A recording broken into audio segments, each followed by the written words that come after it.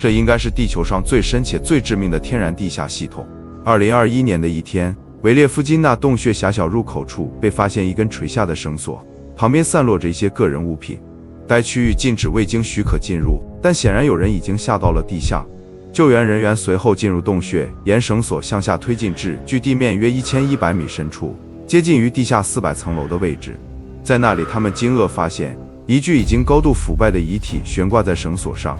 這起發現直接確認了1年前這位失蹤的洞穴探險家的結局，並將2209米深的維列夫金納洞穴從當時的地球最深洞穴推向全球最危險地下系統之一的位置。今天我們將沿着這條有去无回的繩索，進入維列夫金納洞穴最深處的致命裂隙，耗時約4天半，最終抵達2212米的地下深處，人類極限探測的另一邊界。你準備好了嗎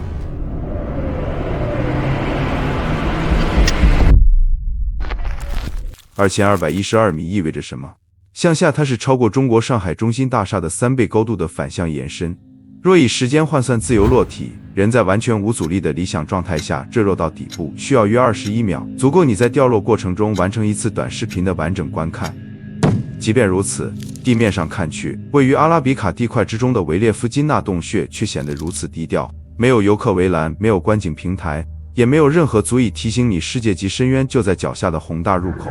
鏡頭靠近地面時，它的入口僅僅是地表上一道被植被掩蓋的黑色裂隙，界面僅在3×4米，以至於它第一次被世人真正注意到已經是在1960年代末期。這一區域隸屬於大高加索山脈體系，橫跨俄羅斯、格魯吉亞與阿塞拜疆等地區。高加索山脈的形成源於板塊持續碰撞，歐亞板塊與阿拉伯板塊在長期擠壓過程中不斷抬升地壳，塑造出今天複雜而高聳的山地結構。這裡不僅誕生了我們上期提到過的高加索野人傳說，還埋藏了世界上最深最龐雜的洞穴系統。阿拉比卡地塊的地質歷史可追溯至中新世時期，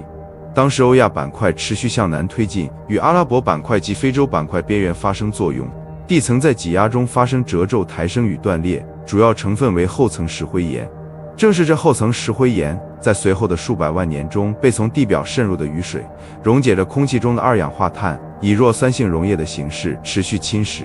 逐步擴展地下空隙，形成複雜的喀斯特地貌系統，包括深邃洞穴、塌陷天坑以及漫長的地下水系網絡。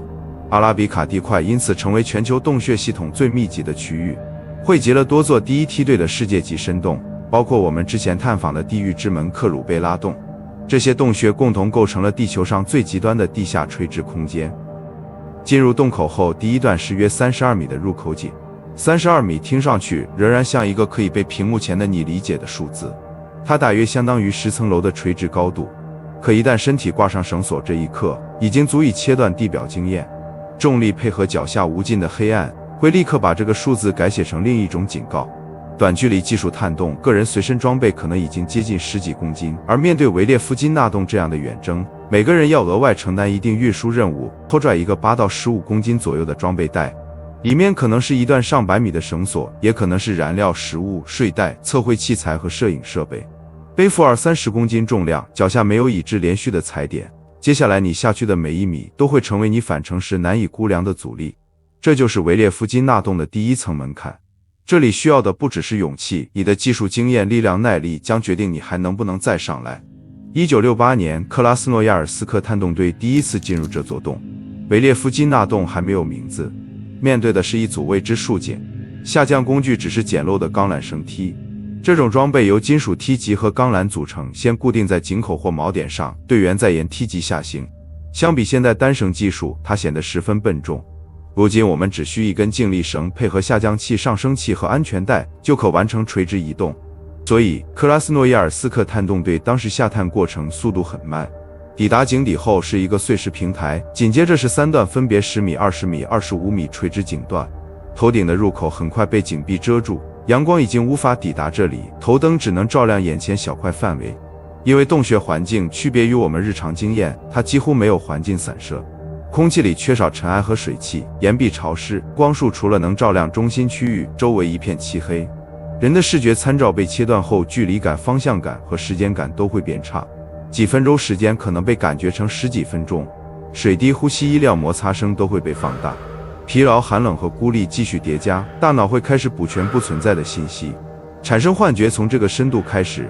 聽到虛假的腳步聲，在餘光裡看到閃動的光影，將是正常現象。你要學着適應它。路線判斷依靠幾個信號：氣流、水跡、落石聲、裂隙走向、井壁開口和可通過的空間尺度。氣流尤其關鍵。如果狹縫裡有明顯冷風，說明後方可能連接更大的空腔，或者存在更深的壓力差通道。1968年的队伍選擇了眼前最清楚的下降路線，他們一路下到約地下115米，這裡成為當時的測量終點，並以此深度命名洞穴為 S115。隨後，克拉斯諾亞爾斯克隊可能認為這條裂隙僅此而已，就把精力轉向其他洞穴。這條裂隙被暫時放回地圖裡。後來有人試圖尋找新發現的 S115，卻發現早期地圖標注不準，洞口被標在偏離真實位置約2公里的地方。維列夫金納洞因此再度從世人眼中消失10餘年，直到1982年，來自莫斯科的佩罗沃探洞俱樂部重新搜索阿拉比卡三角区，才再次找到它，並把它重新標記為 P1-7。在第2年，佩罗沃队第一次在克拉斯諾亞爾斯克队探洞之後重新進入，他們沿舊路線下降，來到約深75米位置，位於我們剛才經過的20米井段下方，靠牆有一段碎石堆。就在這裡，隊員奧列格·帕爾菲奧諾夫在碎石縫裡意外看見一個舊電池塊。雖然不能斷定電池是否是當年克拉斯諾亞爾斯克探洞隊留下的，但肯定有人也來到過這裡。關鍵的是，他把電池塊取出時，電池壓住的地方有明顯氣流。對探洞者來說，氣流就是結構信號。狹縫吹風說明後方可能有更大空腔。第2天，隊伍回到同一位置清理碎石，原本不起眼的側向縫隙果然露出一個新的平行井道。他們把這裡稱為日丹諾夫庫子，這個名字來自它的形態。舊路線和新路線在這裡像2條分開的褲腿。1968年的隊伍沿最明顯的主延伸下到地下115米，佩羅沃隊則從側面打開另一條下行結構，把洞穴推進到約地下120米。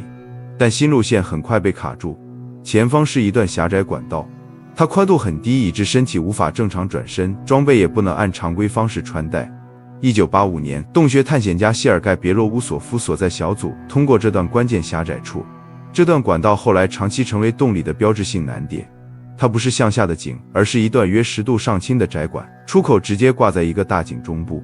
通過時，隊員要先趴在管道裡移動，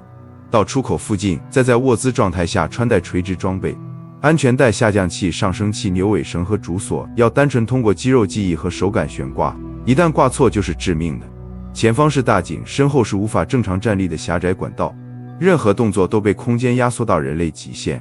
通過這段後，洞穴突然放開，佩羅沃隊繼續下降，深度很快推進到地下330米。這裡因為洞體塌方被再次堵住，隊伍只好停止返回。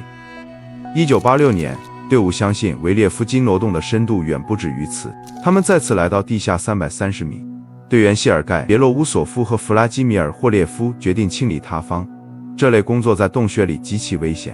洞內塌方通常不是突然出現的孤立事故。在石灰岩洞穴裡，水灰岩裂隙和層面持續溶蝕，把原本完整的岩體切成塊狀結構。洞溶、滲水、地震、微震、岩層泄壓、洪水沖刷都會繼續削弱這些岩塊之間的咬合。洞穴內相當多的石塊其實是處在已經鬆動但恰好穩定的狀態，它們只是暫時卡在窄縫、井壁或碎石堆裡。探洞者經過時，繩索摩擦、踩踏震動，或者清理通道時移動一塊支撐石，都可能讓整片堆積失穩。在地表上，落石還有躲避空間。在洞穴裡，塌方發生在狹窄通道、井口平台或垂直繩路旁，人的身體沒有任何退路。一塊幾公斤的岩石就能砸斷繩索，封住通道，或者把人在原地活埋。更大的危險是2次塌方。第一批石塊落下後，原本被它們支撐的岩體會繼續鬆動，形成連鎖反應，以至於救援者無法靠近，生怕觸發新的塌方。霍列夫他們處在低矮狹窄的空間裡，身體朝下，頭燈貼近碎石，用胸腔支撐身體，雙手從不穩定堆積物中掏出石塊。清理過程中再次觸發塌方，部分石塊突然滑落，霍列夫被壓傷，導致其肋骨骨折。另一塊約300公斤的岩塊則衝向別洛烏索夫，還好他及時躲開，不然必死無疑。隊伍卻沒有因此停止，他們堅持開挖落石，塌方最終被打開，下方果然連接着新的豎井系統。先是約15米井段，再往下是約40米井段， 40米井底還有一道極窄裂縫。佩羅沃隊繼續擴大前進測繪，最終他們把洞穴推進到440米深，並在這一年，維列夫金納洞被正式命名，以紀念偉大的洞穴潛水員探洞者亞歷山大·維列夫金。從1968年的 S115 到1986年的地下440米維列夫金納，人們用了近20年才證明它不只是一個普通樹井。如今我們經過專業訓練後，可以憑借前人之路和專業設備一天抵達這裡。但地下440米之後，路線再次鎖死，這個深度保持了30年。2001年至2002年年間，探險隊伍曾在430米深度附近設置地下營地，繼續處理底部狹窄處。他們使用錘子、鋼鉗、衝擊鑽，甚至進行爆破擴寬。下探幾米之後，通道越來越窄，變成只有10幾厘米寬的裂縫。繼續向下的價值變低，隊伍開始改變策略，從下往上複查每一個側台、井壁開口、窄縫和氣流點，直到返回到140米深度處。佩羅沃斯佩利奧的隊員在2個竖井之間的側向平台上發現一條窄道，它的入口被大石塊堵住，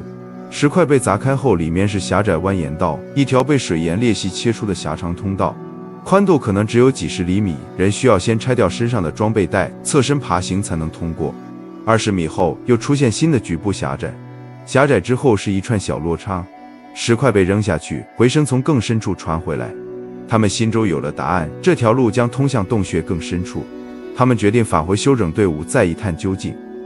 第二天，隊伍進入這條新方向，他們拓寬了狹窄處，下方出現一個約55米的豎井，井壁由接近水平的石灰岩層組成，井底大約5米乘8米，堆滿落石，沒有明顯繼續通道。隊員在井壁上還發現一條垂直裂縫，裂縫下橫向延伸，石頭從縫隙掉落，聽不到掉底的回聲。更重要的是，裂縫裡有非常強的氣流，強到能吹滅當時使用的碳化燈火焰。這條縫沒有馬上被通過，隊員嘗試進入後被卡住，只能退出。2010年，隊伍再次來到這裡，繼續嘗試處理出這個方向。這次他們帶進撬棍、錘子、鋼鉗、衝擊鑽和電池，在塌積物裡向前挖。最初的通道被碎石填滿，人只能在低矮空間裡把礫石一桶一桶清出。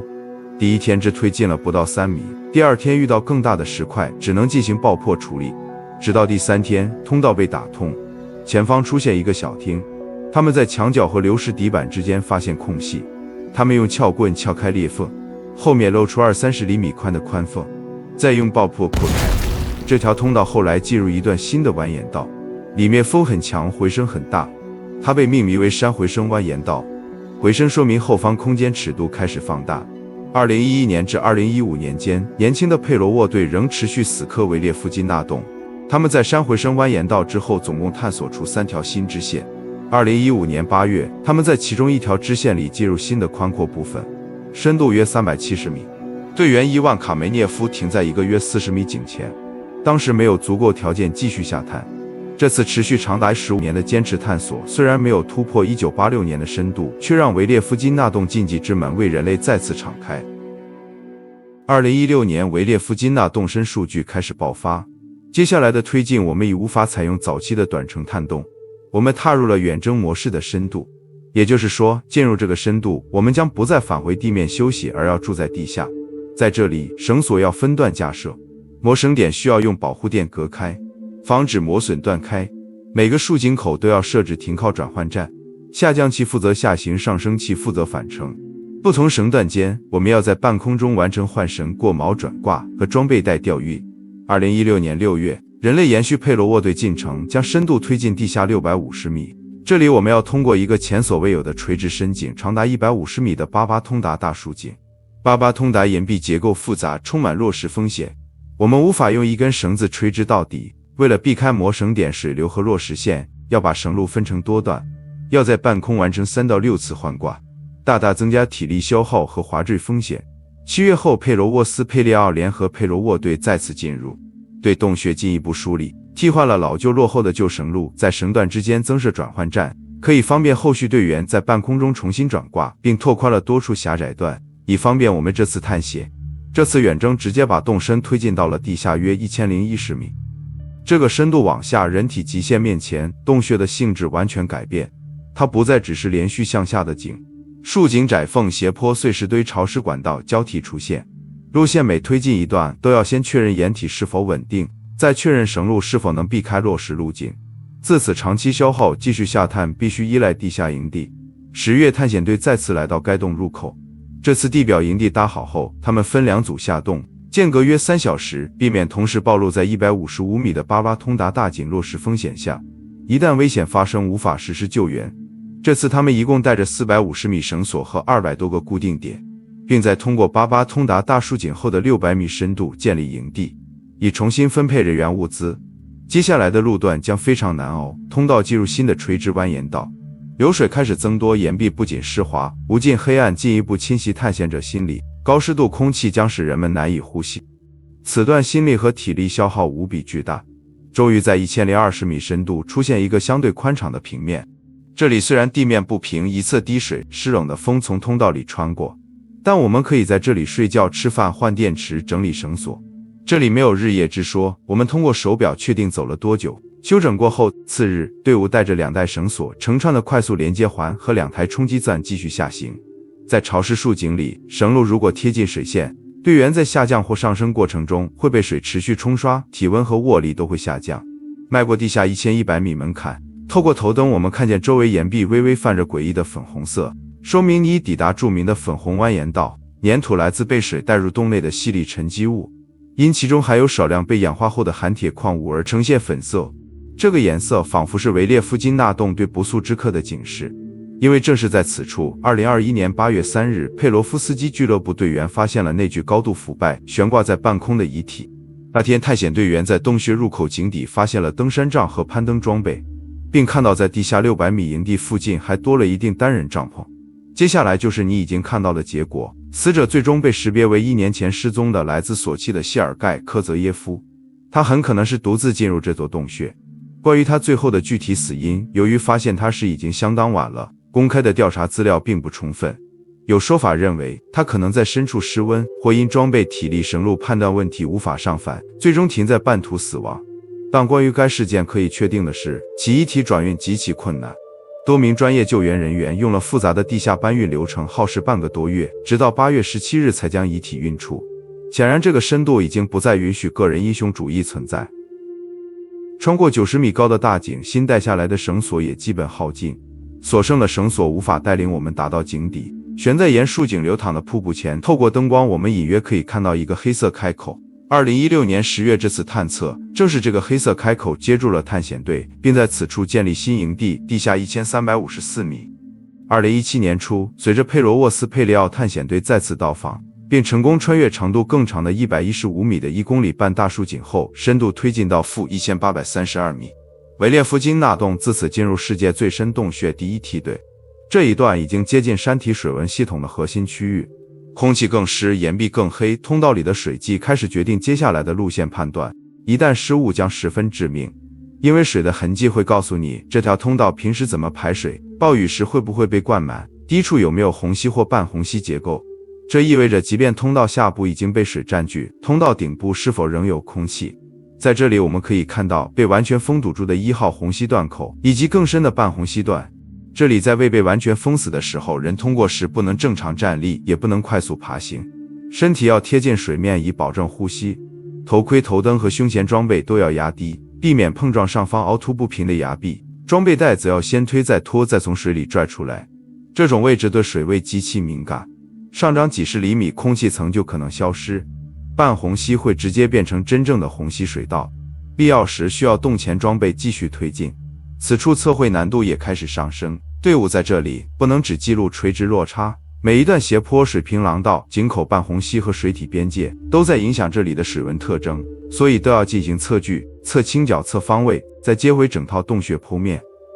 2017年8月上旬，隊伍穿過半虹吸段，並在約1900米深度後接上新的樹井系統，繼續下到約地下2151米。這裡出現了一個異常信號，洞穴下部不再只是樹枝下切，隊伍發現大規模水平通道系統，複雜程度令人驚嘆。這對阿拉比卡地塊的研究很關鍵。樹井說明水在向下切，而水平通道說明水曾經在某個高度長期橫向流動，並在山體內部橫向改造岩層。這意味着超過2100米，維列夫金納不再只是很深，它變成一個完整的地下排水系統。豎井負責把地面上的水送下去，水平廊道則負責把水帶走，而終端水體負責把人類測量擋在已知邊界外。2017年8月下旬，深度達到約2204米，這個數字已經超過克魯貝拉洞當時保持的深度記錄2197米，成為世界第一深洞穴。再往下就終端虹吸區，是被水完全封閉的通道，對多數探洞者來說，這裡就是終點，但對於專業洞前探險者來說，這是新的開始。2018年3月，帕維爾·傑米多夫和伊利亞·托爾巴諾夫率領洞前隊伍對終端水體繼續測深，水下深度約 8.5 米，將維列夫金納總深度再次向下延伸到2212米。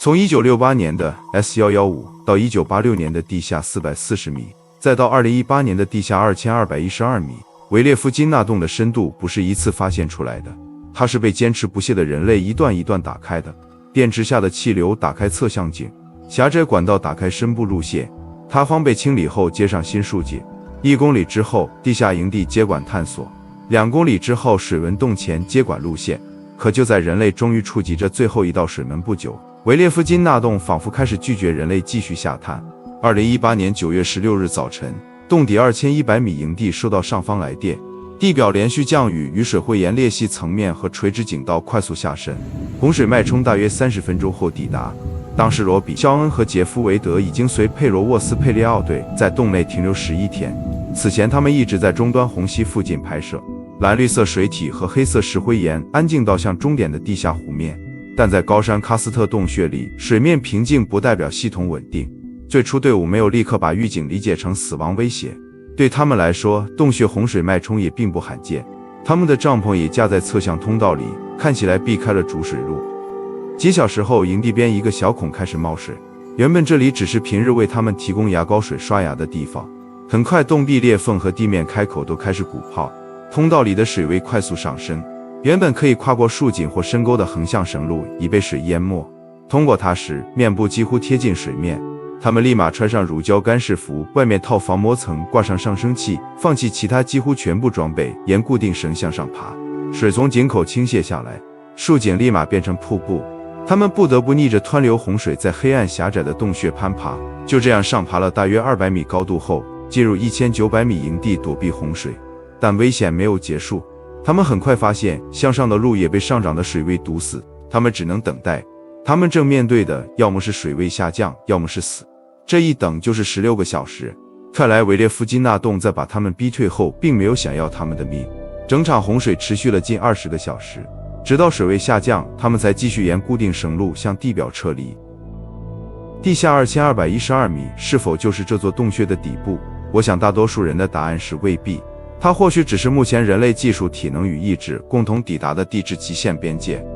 至此，你可能心中還有個疑問：如此深的洞穴是否存在着什麼神秘生物？儘管之前提到過的另一座超級深洞克魯貝拉曾在2000米以下記錄到地下節肢動物群落，但維列夫金納至今沒有給出這種答案。它真正反常的生命藏在泥水和岩壁表面。更加閉塞的維列夫金納深處沒有陽光，沒有植物，沒有穩定食物鏈。科學家從300米到2204米的不同深度採集洞內沉積物，只檢測出了細菌等微生物和其 DNA。他們靠微量有機質礦物質、水流搬運來的營養，以及洞穴內部極緩慢的化學過程維持存在。儘管最新重測數據顯示，克魯貝拉洞以2224米的深度，超過了2025年重新測繪並修訂後的2209米深維列夫金納洞，重新奪回世界最深洞穴的位置。但不可否認的是，維列夫金納仍然是人類進入地下極限時最完整、最冷酷、最了不起的一份樣本。